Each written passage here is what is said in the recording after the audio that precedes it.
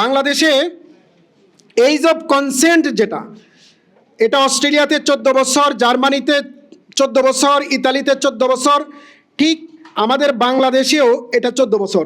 মানে সম্মতিতে বিপরীত লিঙ্গের সাথে যদি কেউ শারীরিকভাবে মিলিত হয়, তাহলে বাংলাদেশের আইনে সেটাকে বৈধ হিসেবে স্বীকৃতি দেওয়া হয়েছে। এটা হলো 14 বছর। এটাকে বলা হয় age of consent. Age of consent বাংলাদেশের 14 বছর।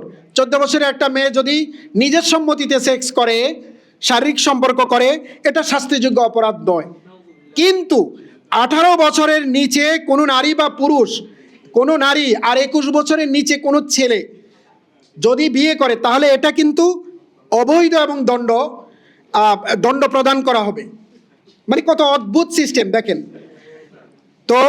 এটা মূলত এটার অনেকগুলো বিবিসি ইন্টারভিউ নিয়েছে। তো এই ইন্টারভিউতে তারা যেমন বলেছে যে আমি তো বিয়ে করব এই মেয়েকে, আমার সাথে তার সম্পর্ক, আমি কিছুদিন একসাথে থেকে টেস্ট নিয়ে দেখি যে বিয়ে করার পরে সে আমার সাথে থাকতে পারবে কিনা, আমাদের ম্যাচ হবে কিনা। এটা তার উত্তর। মানে সে এ কারণেই লিভ টুগেদার করেছে।